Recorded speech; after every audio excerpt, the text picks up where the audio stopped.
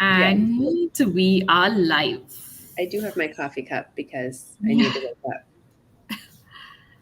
Yeah. I think we'll give it a few seconds because people are going to be tuning in during the course of the video.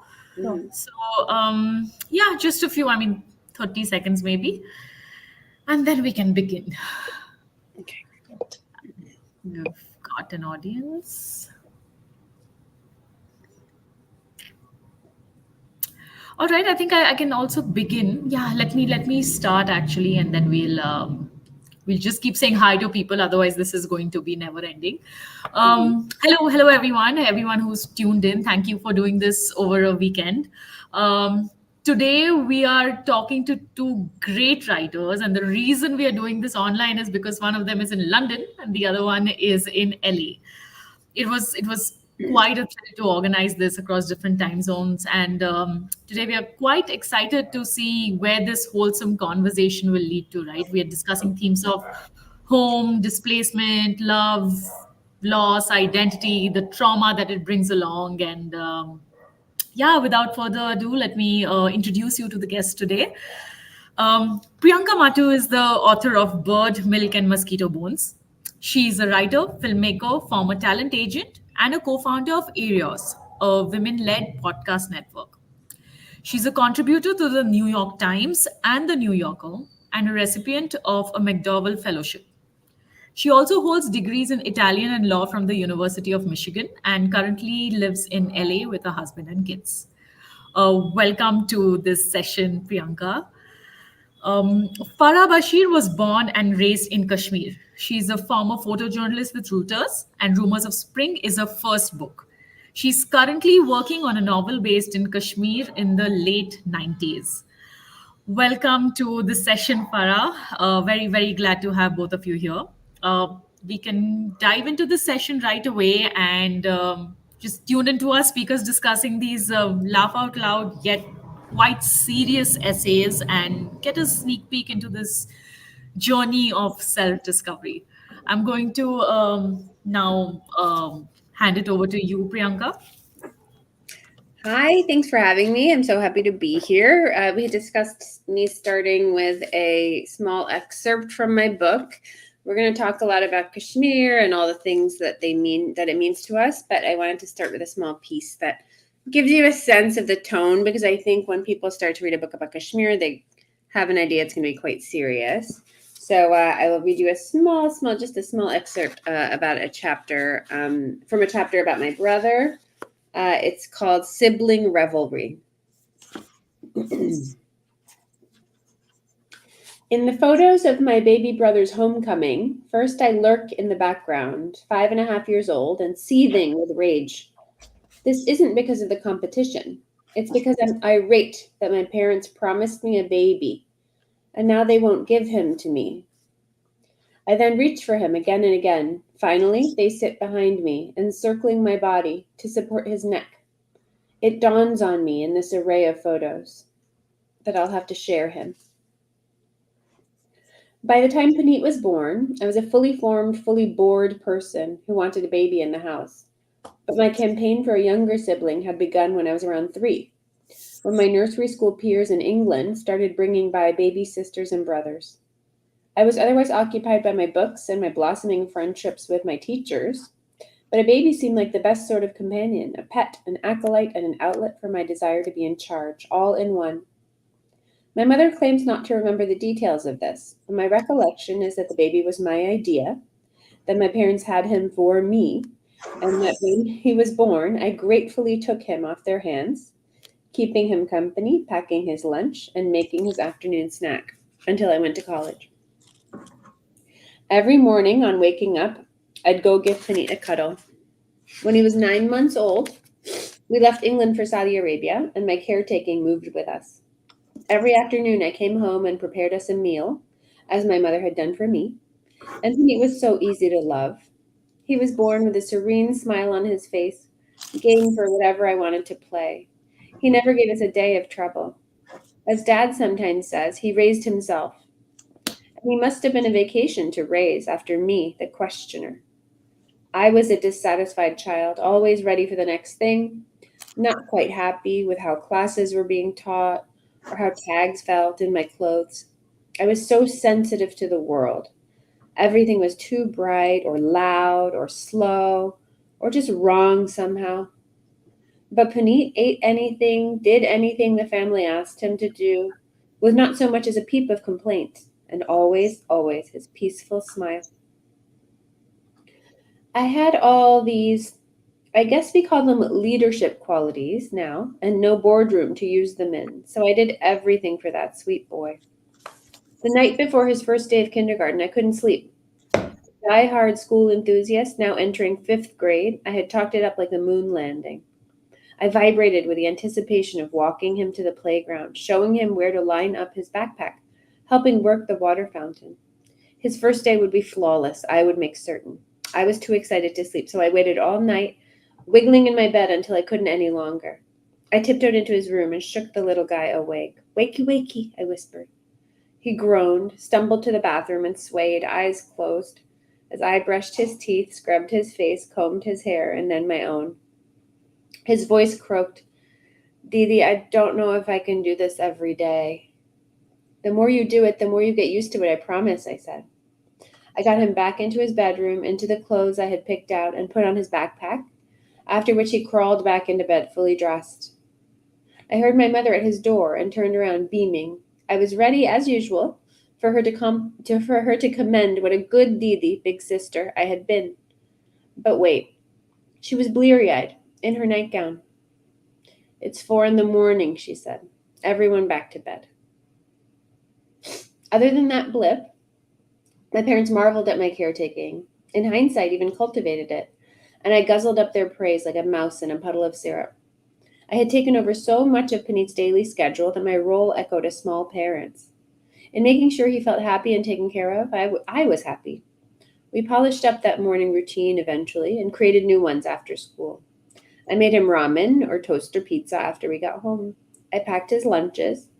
And I remember a day in middle school when I panicked, realizing I had given him my turkey sandwich and I had his peanut butter one.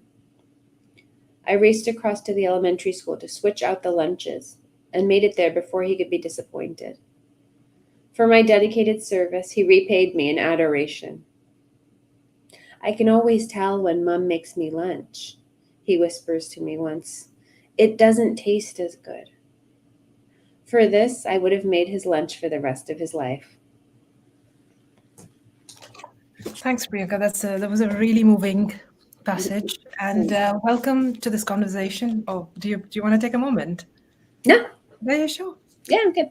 Yeah, so for the readers, I have a beautiful cover of Priyanka's book. It's called Bird Milk and Mosquito Bones, which in Kashmiri it is Tsare Dod Maherje. It's a really interesting. I mean, even the epigraph is so beautiful, which says "Tsare Shukarar kind of therapet." So let's start with the title. Let's begin with the title. How did you choose? I mean, we'll come back to the passage. I will read one. Let's begin with the title. What is it? And how did it come to you, and why did you decide? Why is it the title? When I sold the book on a proposal, just an idea of what I wanted it to be. And I thought I wanted it to be sort of a lighthearted series of essays on food and family.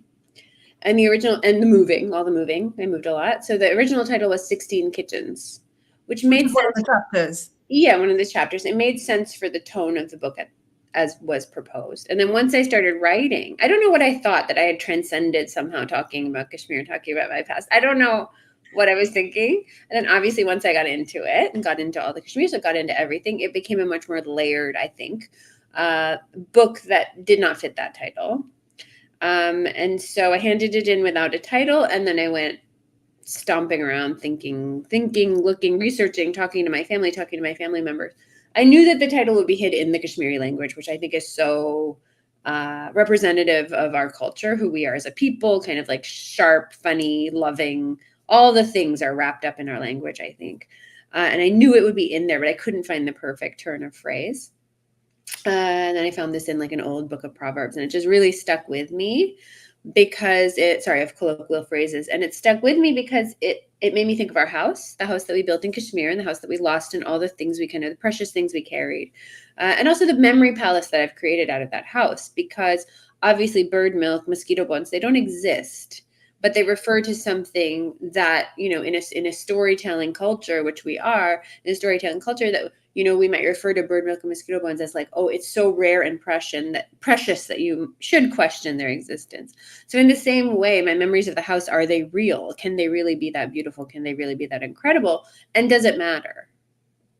Or is this the story I carry forward with me? So Yeah, when I received this book, I thought it would be a book of loss and longing and love, which it's full of. But I also found this is really a book about home and search for home and what it means, which you do beautifully. And you just don't confine it to one particular definition, just to loss or longing or love. Or it's about multiple things. It's about music. It's about language. It's about food. It's about relationships and friendships. mhm, So the canvas is really wide and large. But there's also this unmissable tone mhm, that you have. And I want to start with the first chapter where you are you've trekked up to Vaishno Devi and you're coming back with your mum. You're descending the hillock, and there is both of you have this pain in your in your lower body, and you're like stuck with that, and you can't move. But it was really as a Kashmiri, I completely relate to it. That pain, physical pain, produces laughter and you can't stop laughing about it. And so that sort of stayed with me throughout, and the right tone that you have throughout the book, I mean, is it something, I mean, how did that help, the tonality and the tenor, for you to sort of write about a mhm, subject so heavy? mhm. I mean, was it a conscious choice, or is that how you look at life? Or so how did you choose that? It was not a conscious choice. I don't know any other way to be. Uh, Worked in comedy for 20 years, probably for a reason. My mother's very funny. Everyone in my family is very funny. But I think, again, it's very Kashmiri because there has been a lot of pain. There has been a lot of emotional pain. There has been, for many people, physical pain. And the only response is laughter. Even now in my middle age in America, like when things get so hard, when the things pile up, one could get sick and then this happens. When 10 things, I am hysterical with laughter because I can't even believe how ridiculous it all is. It's like such a plot heavy life, like it's been. So I do have to look at it with a sense of humor because that's how we survived. Otherwise, what? We'd be lying under the bed. We didn't have, it was our coping mechanism. It was our only coping mechanism. Nobody really drank or like had anything else to lean on. There was only each other and only laughter. That's all we had. Yeah, I mean, you also call this book a love letter for your community. And you say, and I quote you, I wrote for my fellow readers so that you can know we exist outside of headlines and travel guides. We laugh, we argue so much. We eat even more than we argue. And we have absolutely been through a lot, but above all, we endure. So, and there is in the foreword, you also mentioned that you were sort of burdened by these binaries. Either Mhm. the community was respected or pitied. How did that propel you to write? And was it, and you also, I've seen some of your interviews where you say, I thought writing wasn't for me. Then how did this task, so how did you take it upon yourself to write? I was always a big reader. I read. It's my only, again, my second coping mechanism is reading furiously like an addict. So I've always read. I've always had words in my head. So I always loved reading and always taking in books. Now I had in my own mind created a sort of prison for Kashmiri work, which was tales of woe, reporting, political pieces, this kind of thing. That's all I had seen. But at the same time, I loved reading memoirs. I loved reading essays. I loved reading things about people's lives, full, rich lives outside of just that. And so I think, a few years ago, I was reading the paper and yet another thing had happened in Kashmir. There was a hartal, some strike, something, had happened.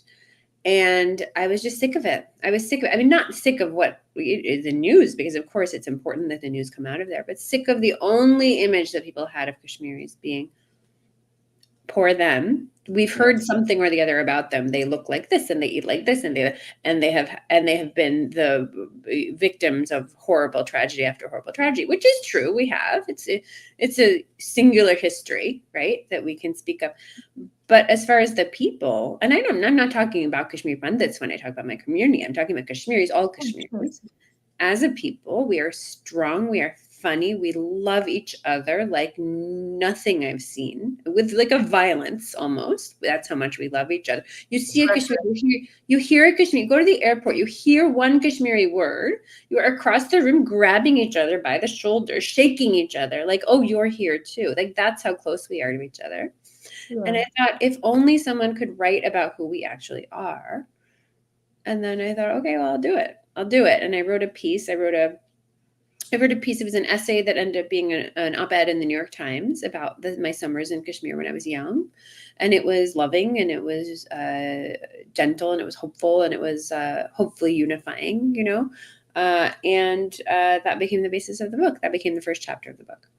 I completely understand, because, you know, it's also about, like what you talk about, we are part of headlines. And so it's a certain narrative that's, you know, that exists. And then you have to really humanize these people that you're talking about. And how difficult or easy is that? I mean, what does it mean when you're writing? And do you feel the guilt of, oh, I'm not really talking about what's being reported in the news, but I'm creating a separate, an important narrative? But like, how do you sort of reconcile that?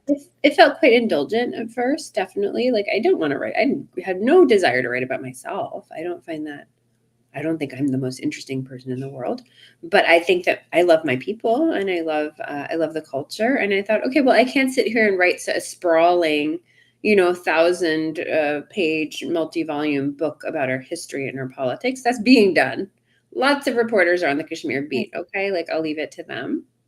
But I can give you a portrait of one family, which hopefully, it's not exactly representative of all the families, but hopefully opens the door for people to read about Kashmiris as something other than, victims. It's like if a city like New Orleans was, it's like if the only thing we talked about in Delhi was like the air quality. It's like there are people there. Everything else, yeah.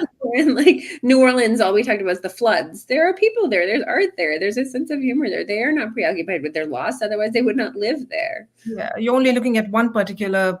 Yeah, you're looking at the place through one lens, which is really, which exists, but it's also important to look at it in totality. And a very factual lens. I think it's very interesting the way people talk about Kashmir. It's like the facts. It's like, here's the history. Here's how it worked after partition. Here are the political parties. Here are the people involved in this movement or that movement. Okay, fine. But if you don't talk about people's feelings and their stories and their children and their cousins and their love, like, you're not going to see them as people. You're just going to see them as what? Like little, I don't know, little figurines moved around a landscape. Also. Yeah. I mean, I've had these conversations with people where I would begin with this question: what do you think of a Kashmiri woman when you think of a Kashmiri woman? It's Kashmir ki Kali, and you're thinking of Sharmila Tagore, and that's not even she's not even Kashmiri. So you had to really, there's a myth, and then you have to and a certain gaze that you have to undo to create these people who, like you rightly said, eat, argue, love each other, and are oppressively hospitable. So that and you do it really well. But why across disparate timelines? Like, what do these years signify? The years in the book. Yeah. Sorry. They cover. Again, I kind of thought, whenever I'm overwhelmed by the amount of writing that I have to do in any case, I go, okay, go smaller. So again, I could write a history of Kashmir, I suppose. I suppose I could make that my life's work. But so, okay, I'm going to make it my life. I'm going to make it my family. And I will cover the years from my birth in Kashmir. Yeah. To my adulthood. I'm now a partner and a mother and a worker bee in California, which is quite a distance to travel emotionally. And you also go back in history. You talk about your Nanaji a lot. Tell us something about him, because I could completely relate to that figure. It's like from downtown, and here, he was like any of my uncles, like my father, you know. Well, that's the funny thing that I hope gets across, and you know this, right? We love to be frozen in time. We do. We love it.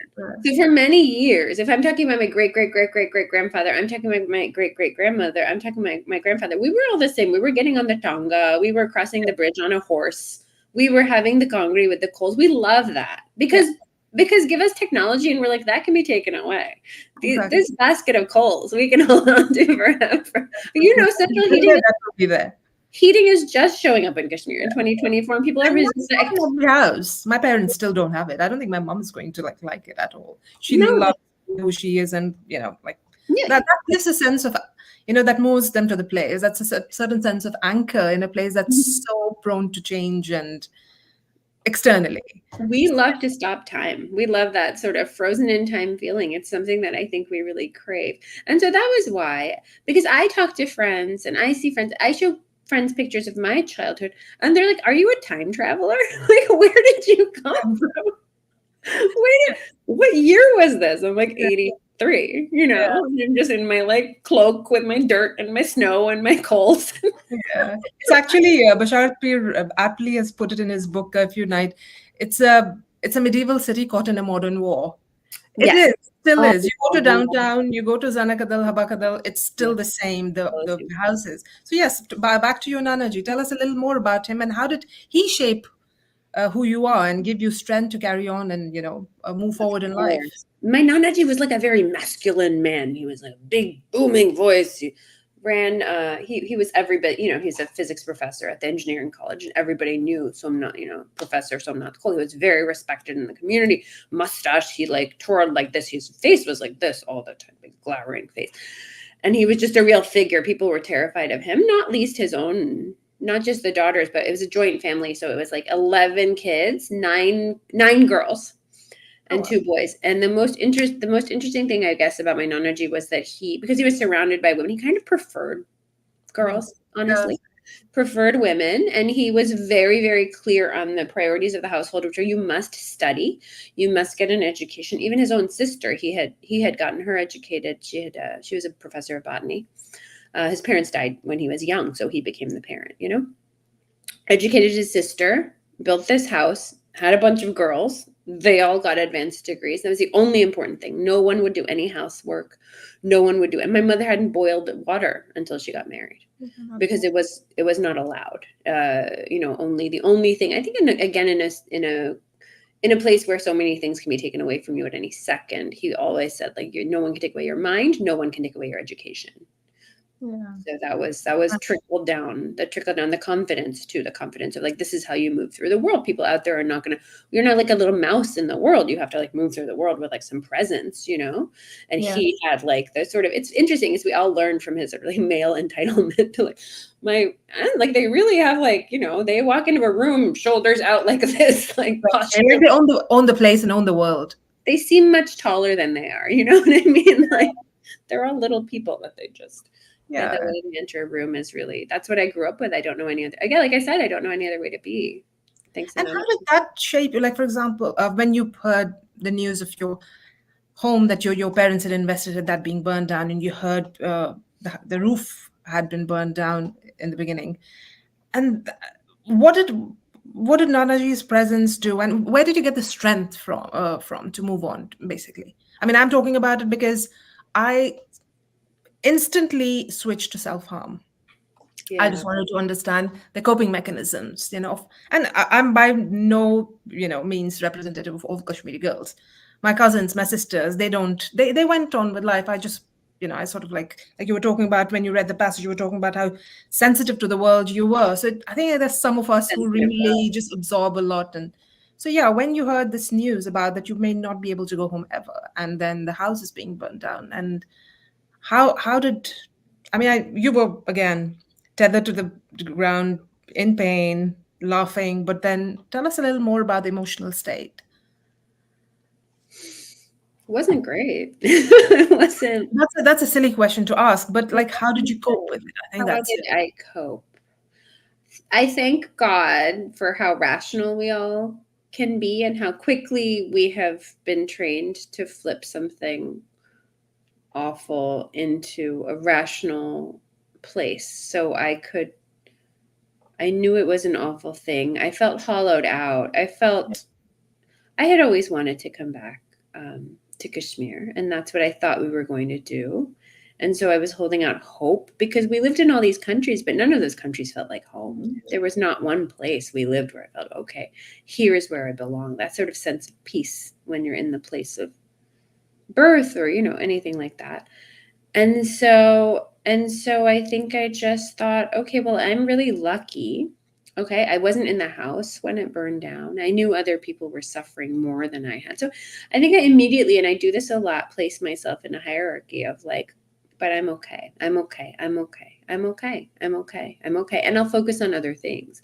And I never stopped moving. I threw myself into, I became like, I was a very, very good student, like sort of psychotically good student. I think I threw myself into that because I thought, okay, and maybe it was analogy. I was like, okay, well, they took that away, but like I have my education and I'm not going to let this slow me down. So that might have been it. I might have thrown myself into learning I learned like a bunch of languages. I learned, I took every AP class. I entered college already having completed one grade, like I really threw myself into my studies in a way that erased everything else. Nothing else existed. Sure, and it's again throughout the book you have this yearning to go home, but one doesn't really. After a few pages, you're not even sure where do you want to go. Mm-hmm. So how did the relationship with Kashmir change after that? Did you feel angry about it? Did you feel like you know sort of distance from the whole place? I mean, how did Yeah. we never call home like the physical Yeah. structure is never home, it's Kashmir, right? So how Mm-hmm. did your relationship ship change with the place after the incident? Once it became clear that we were not going back, which was about 92, 93, once it became really clear that this was not going to happen, the house was gone, everything was gone, everything was going to be gone, it was never going to be safe or the same to go back. I felt I think I just sort of froze it in time in my mind, and I thought, okay, like this is how I remember Kashmir, right? It's like before all that stuff happened. It is no longer available to me. And I think I started seeking out sort of stability and peace wherever I could in scraps, as I grew into an adolescent, I there was obviously the steadiness of uh, of um of school, but then I also I had secret boyfriends who were like very nice, stable people. I think when people are young they kind of like seek out these exciting young men. I was like, nope, this guy's going to be a surgeon and have 2 kids. This guy's going to be like very stability and peace, and stability and peace. I like just calm, and anything, I became very agitated about like loud sounds or like anything like that. So the way that my relationship with Kashmir changed was like I had to kind of write it off. I had to just snuff hope. I had to snuff out hope. I think the grown-ups around me thought, okay, we'll go back someday. We've seen something like this before. In 20 years, who knows, we'll go back. And I said, I really had to say it doesn't exist. It doesn't exist to me. I have to write it off. I can't hold out hope. I'm too small and I'm too unformed to be able to live with this. It's too heartbreaking for me because it was like the one place in the world where I felt like, okay, I belong here, and everywhere else I didn't. Talking about being unformed, I thought that came through quite clearly for the first 100 pages. You don't talk about relationships and like with the larger community, at all. And then after, when you move to Saudi Arabia and you meet a Kashmiri family there and you become really good friends, and then suddenly something happens back home and it affects your friendship. So how did Sorry. did that infuse some kind of hope to see another Kashmiri family there, and then Yeah. the sort of the betrayal? So how did it harden you? Did it Yeah. were you really holding yourself together till then, and then it was like the last blow, or the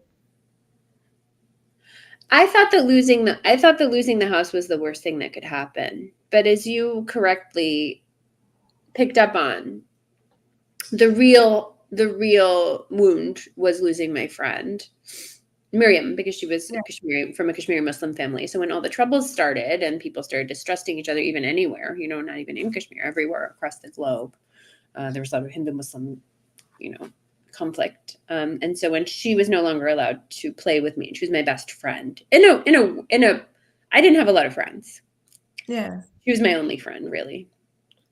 And so once I was cut off from her, that was the real wound, because a house, property is property. Okay. But like, if you're telling me that this woman who I have so much in common with, everything in common with, who I confide in every day, culture, yeah, everything, she's like my sister.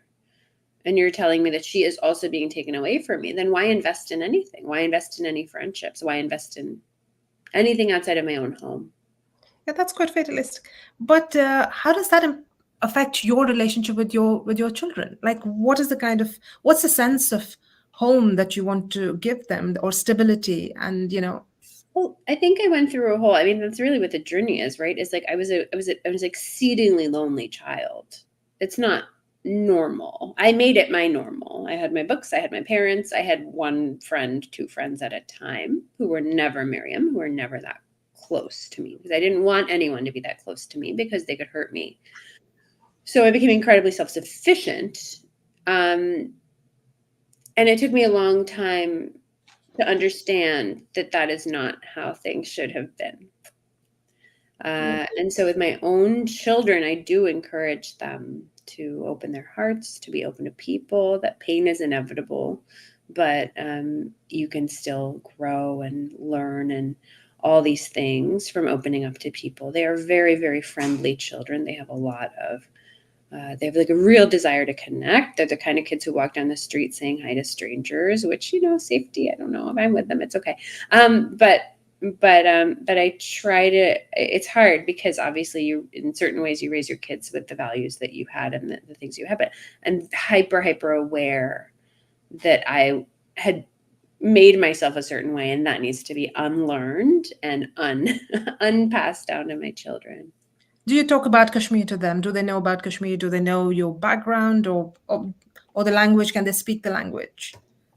They don't speak the language. I married. I also don't speak. My parents speak to me in Kashmiri. I speak to them in English. And my husband is a New Yorker, American guy, and so he doesn't speak the language. But my daughter's too small. She doesn't quite understand. She knows I was born in India and that she's Indian. She loves to talk about how Indian she is. But my son has read the book. He's turning 11, and he was ready to read the memoir. I just handed it to him and I said, you live a very different life than I did. And I think it's important that you understand, where I'm coming from. And what was his reaction? I mean, wasn't it too heavy a subject to be passed on to a 10-year-old? I thought it would be, but it wasn't. It wasn't. There was nothing. I think he was sad for me. It was really important, I think, for him to read about me as a child with all those fears and worries and interests that a child has. Yeah, my nephew, when he read the book, I mean, he's 24. I mean, and when he read my memoir, and he was like, "Why were you scared when there was curfew? Nobody is scared. My sister isn't. She's younger than me." I was like, "Yeah, when it happened for the first time, you do get scared. They were born into that whole. He's 2000 born. Okay. Yeah, so I'm like, yeah. So I just wanted to understand what was his reaction. Wow. You really lived a very strange life, or I mean, did he have any questions about that? There's something about these kids having been through COVID and the lockdowns that is obviously not exactly the same, but they've had quite a strange ride of it as well. So I think that they accept more than we would have. So he's like, yeah, of course, the world shuts down, your world gets smaller, everyone disappears. That's like, he's experienced that in a way. It wasn't a war, but there was something sort of political. It was still catastrophic and menacing and catastrophic about it. So it's not that much of a stretch for him. It's not that much of a stretch. Did you, as a parent, have that kind of anxiety, like they should be safe? And are you a neurotic mum, if I may use the word here? I was relationship, because I couldn't have children. I thought I didn't want any other kid to have the kind of fate we as collective children had. I just couldn't have children. So I just wanted to understand from your perspective, like how does that change you as a mother, as opposed to your friends who haven't been through such political background? I had deep anxiety after. I thought it was going to be fine. I thought I'd worked through it all and, I was going to be fine. And then I had my son and I was just racked with anxiety all the time. I was always, was he breathing? Is he just the loss? I think you're always prepared for more loss. And if it's loss of property, who cares? Take my car, take my purse. I don't care. You want to steal my phone, take my money, take it all. But my children, my God, no, I was destroyed. I was destroyed emotionally when I had kids. Once I realized what how I really was wired. How I really was wired to be terrified that something was going to happen. More was going to happen. Yeah. But I worked through it. I spoke to some mental health professionals. What just happened to the camera? Did that go weird? Did something weird happen? Yeah, a green screen appeared. Okay, hold on. Let me leave and come back, okay? No, you're fine now. We can see I'm you. fine now. Yeah, absolutely. Does the screen look okay? No, yeah, you're fine now. I mean, can you not see us? No, I can see you. I just, on my end, it looks a little strange. Okay. And then the what's another interesting thing about the book is that you travel like to so many countries and you move from one culture to you go to Saudi Arabia, then you go to Rome, you go to Michigan, you finally come to LA, and you also studied in New York. So how did these what were the expectations from you as from someone who moves so many places? Like, did you sort of fit the mold that they expected an immigrant kid to be like, or like how was that struggle or that journey? Yeah, that's a funny question. I think there's a certain image and expectation of what an immigrant kid is going to be like. But I moved to the US when I was in high school. Yeah. And by the time I arrived, I had lived I was a very sophisticated young woman, I mean, I was a dork, but I had seen the world. I had understood the world in a way that these kind of suburban teenagers did not understand. So I didn't arrive as whatever the cliche is, funny smelling lunch or whatever. No, they were like, who is this woman? What is Saudi Arabia? What? She's lived in London? She doesn't have a British, who is this woman of mystery? Yeah. Has shown up, and I was very lucky.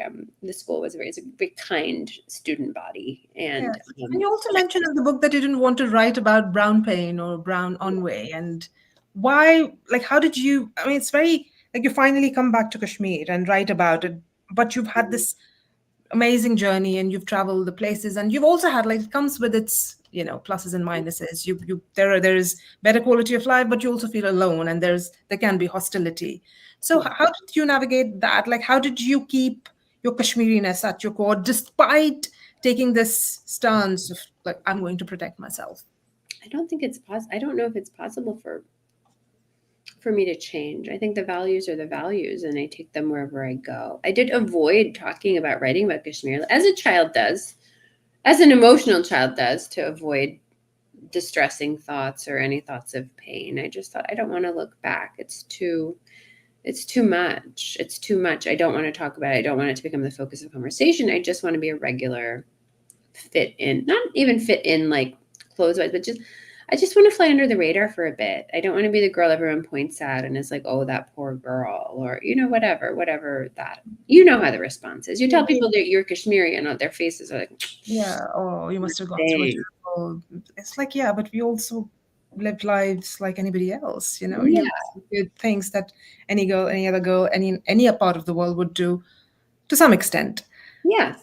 And you also talk about music a lot. You talk about licate and you talk about Juna, and those were the moments I was like just take that step, just take that little leap, listen to Kashmiri music, and just are you going to listen to that? So why? But you do talk about Laldat's poetry, which we'll come back to after this. But why this resistance to some of the things? I mean, you are talking about it, but this is something very personal. You don't have to talk to the world about it. You could listen to your Kashmiri music. You could dance to that. Yeah, that's an interesting question. Kashmiri music in my house is it's like the sound of, in my parents' house, I mean, it's like the sound of them talking. It's so ubiquitous. It's so there.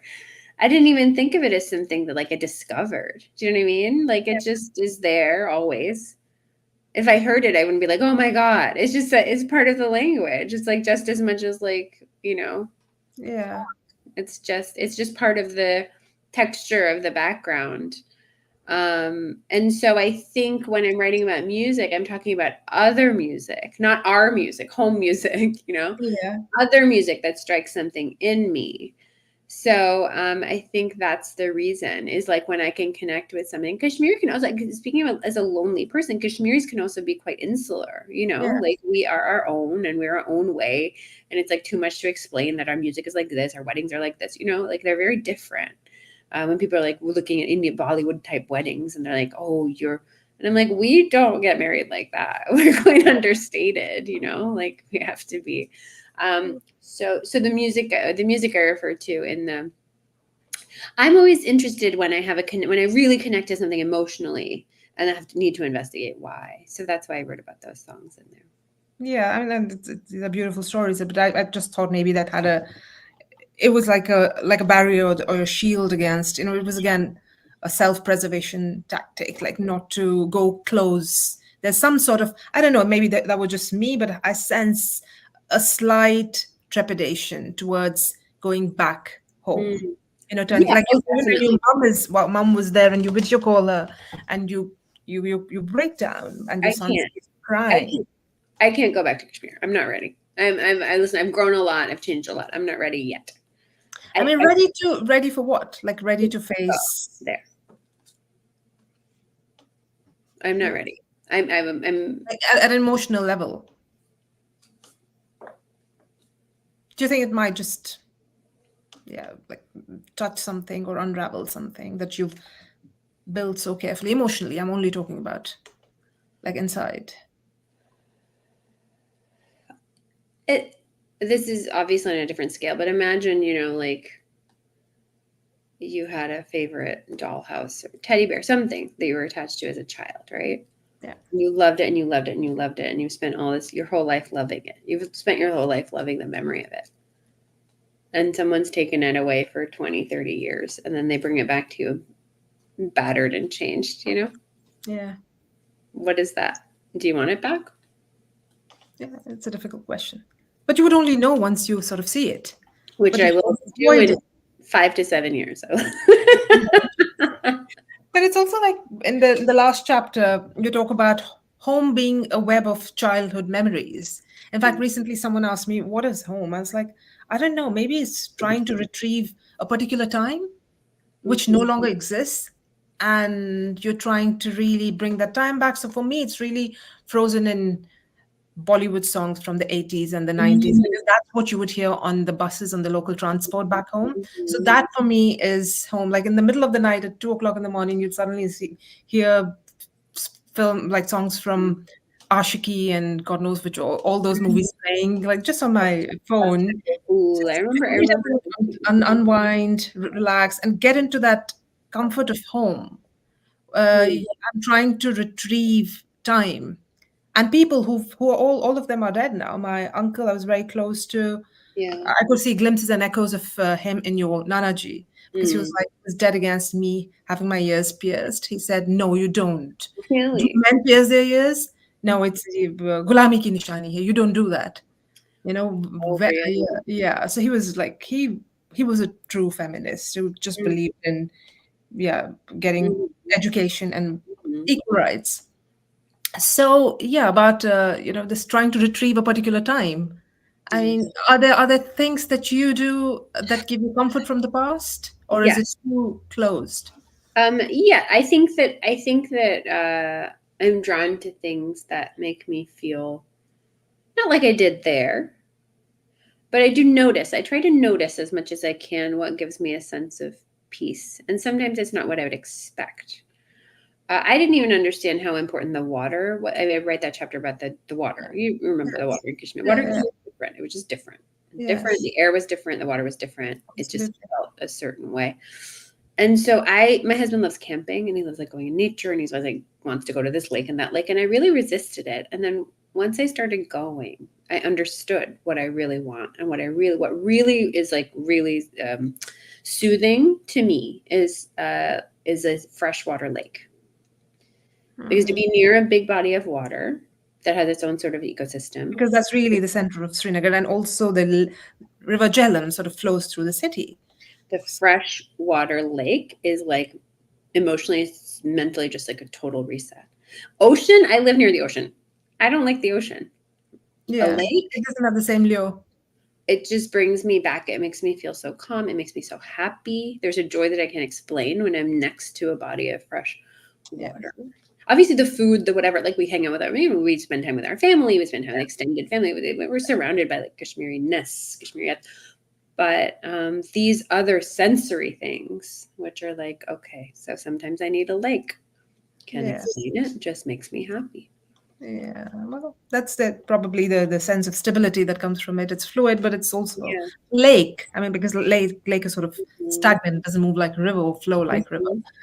So, talk about food. When you talk about that, what's your relationship with Kashmiri food, and like how often do you make it? Do you cook it, and does it bring pain? Because for me, I have to cook Kashmiri food every day.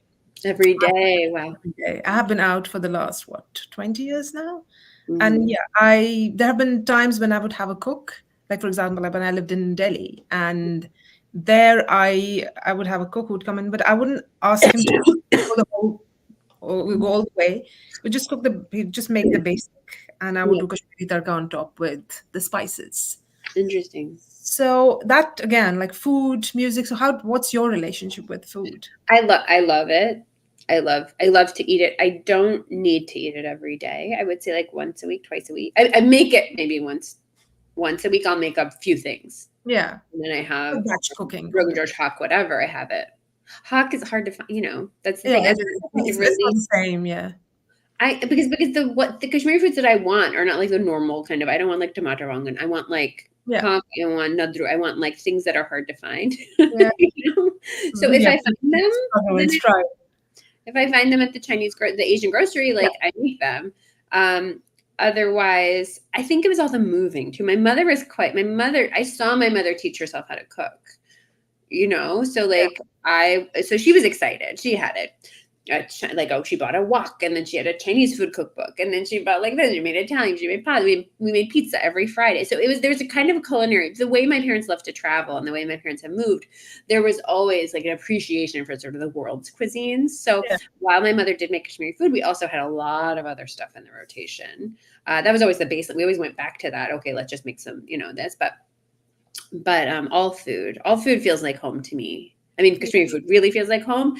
And then there's all these satellites because my mother was always making, this or that from this place or that place. Do you So still ask her for recipes, or do you talk to her about food? Like, what is food? What's the relationship that it sort of fosters? both of us have the same. We love food as a family. We talk about food constantly. It's an obsession. Yeah. It's not even, it's just a baseline of, we traveled so much, and every morning it was like, where are we going to eat lunch? And then where are we going to eat dinner? That's all we care. Let's go for enough of a walk that we can find some lunch. Let's go for enough of a walk. Wherever, if we're in Berlin, if we're in like Cairo, it doesn't matter. We're like, where are we eating? Yeah. That's the shape of the day. We talk about food all the time. I mean, probably a startling amount. And yeah, it's funny because neither one of us is very good at following instructions. So we don't really do recipes, but she'll be like, oh, I have an idea. What flavor? Well, it'd be nice together, this and this and this. I'm like, oh, okay. And what if I did it so it's like kind of a jumping off point. We're both quite fluent cooks. So we talk about taste combinations, and we talk about wanting. Okay, so this is more information than I've given anyone else. But we wake up and we're like, what do I want to taste today? And I'll be like, oh, you know what I really want? Something that's like XYZ. And then I go create it. Yeah. There's a lot of invention. I mean, that I thought was quite fascinating because, Agha Shahid Ali, the Kashmiri American poet, he actually learned there are some certain spices which differ in Kashmiri Hindu and Muslim cuisine, a few of them. And then he learned those recipes, and he learned to cook like his Kashmiri Hindu friends. Yeah. And then he had all these friends that he invite them over and cook. And then I read about cooking in your book. And then I have this relationship with food, which was very different when I was home, because most of the times food was associated with this happened, that happened, someone died, so they'd cook palak that day. So I had a very different relationship with food. But after I moved to Singapore to study and then to Delhi, and I just like then food became like an emotional, center where it was like you go, Yeah, it was like a substitute for home in a way. yeah, Whether absolutely. it's language, but food really, I mean, who do you speak to in Delhi? Nobody would really understand on a daily basis.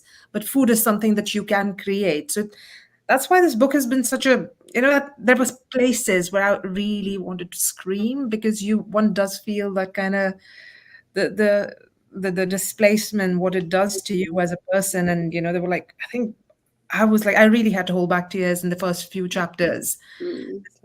This love for music and trying to find these places. But what I really found a little radical towards the end is when you come to London and you think maybe you'll find a sense of home there, and I really liked living in London. And then you go to this bookshop and then you read about Kashmir.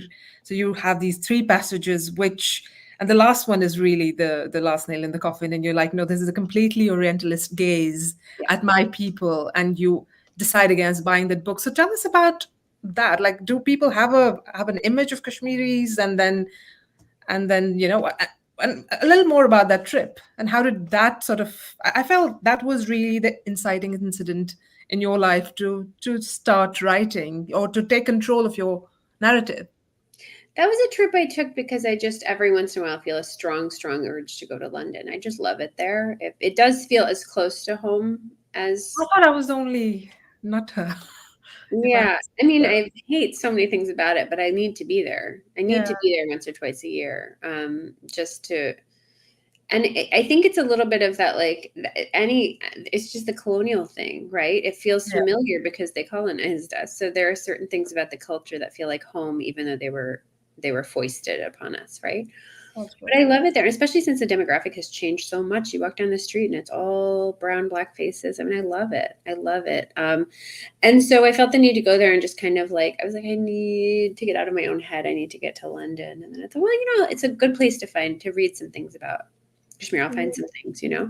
And then I was just laughing because of course, all of the writings about Kashmir before it was like all this political stuff, right? Before it was like headlines, Yeah.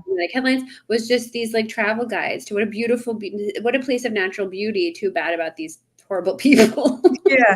That I found, quite fascinating actually, to be honest. I was like, okay, very, very dirty. I'm like, okay, fine. But knowing us, right? Knowing us, it's so funny because I'm like, we were horrible because we didn't want you there. What were you doing there? No, Yeah, I mean, you should have really questioned your presence and existence there rather than comment on us. I yeah, thought it was such an Orientalist. it's not like a hotel review. It's Why were like you there? Yeah, I mean, why didn't you you barge write in, about your place you there? barge in on these people, make you carry your things down the river for 3 days, and you're like, they're so surly. Like, okay. And it was quite fascinating that you actually picked those passages, and they're like, you laugh at them, and on the one hand, and then you also, it sort of incenses you. Like, yeah, Mhm. exactly. Like, why aren't you questioning your own existence there?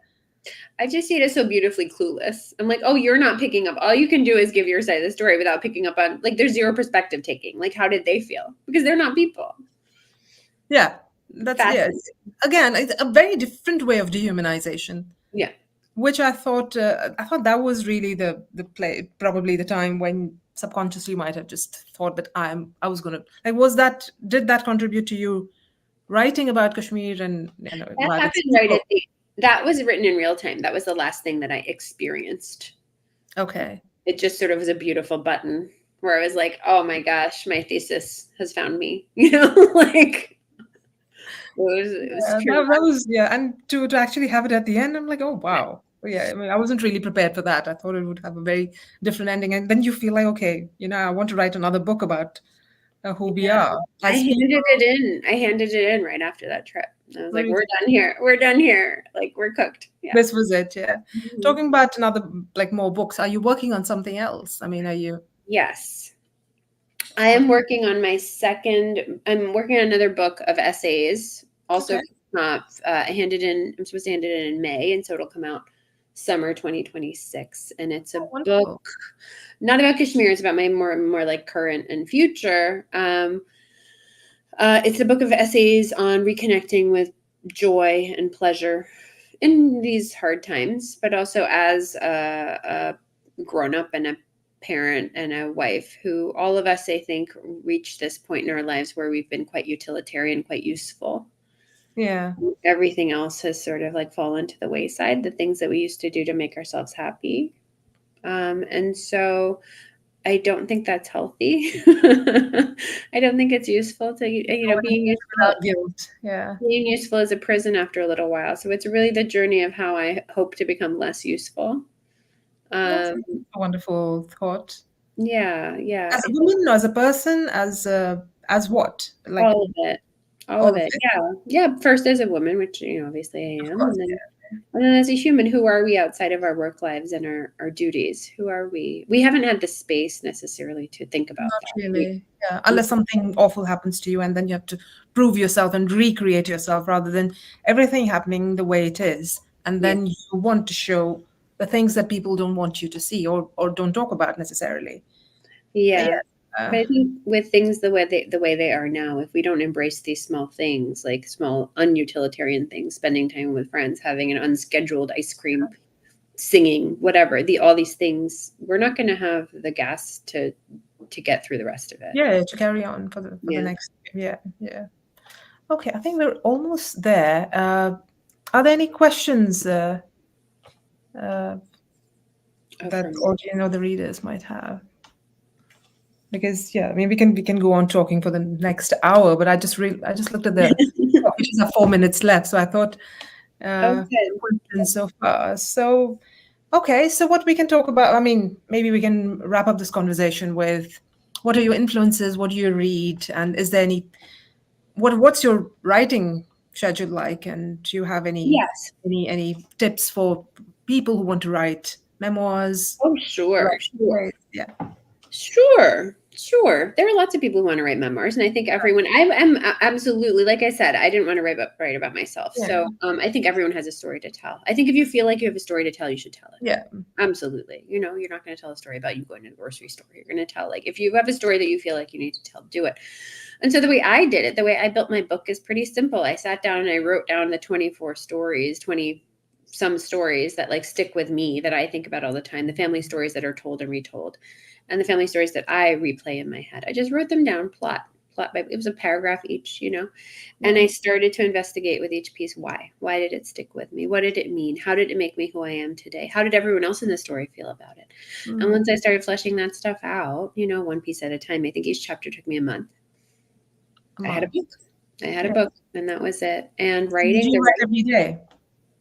I don't write every day. Some days sometimes my brain is just a block of wood. So no, I'm quite internally driven.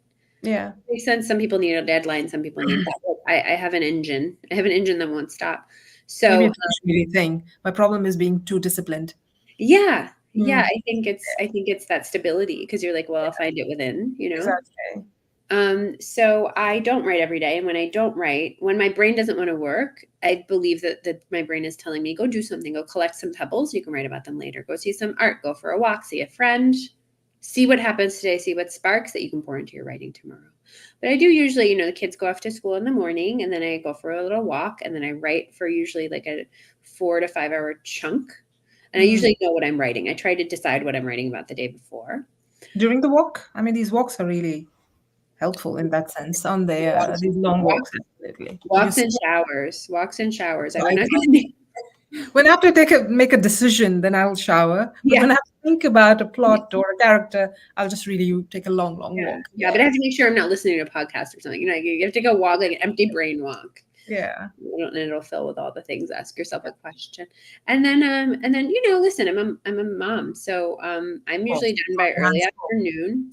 I'm done by early afternoon, then I have to do housework type things. So I do I make dinner. I order the kids new shoes because their feet grow really fast. Every 6 weeks, it's new shoes. I schedule the dentist appointments. I do all that, and then they're home. So that's every day. That's every day. Yeah. Well, I think we're almost there. We have a minute left. So, okay. Is there anything else you want to share with the readers? No, I mean, I guess there is one thing that the kind of reader that tends to show up for me is a person like me. It's a lot of writers. It's a lot of readers, and the question I get a lot is how do you write about your family without making them angry? I mean, this book is beautifully written. It's unsentimental, but it's not cold. I think you do a really good job of like keeping those relationships, not being overtly sentimental, but also making sure that these people exist and feel real. That was such a beautiful thing. Thank you for giving us this book, Priyanka. It's really been a pleasure talking to you, reading this book. And I hope I'll read it again without feeling. This has been really like sort of cathartic in a way, speaking to you, and I won't feel cryy next time I read it. Yeah. Thank you. I'll see you in London. Absolutely. Looking forward to it. Great. Bye. Bye. Bye.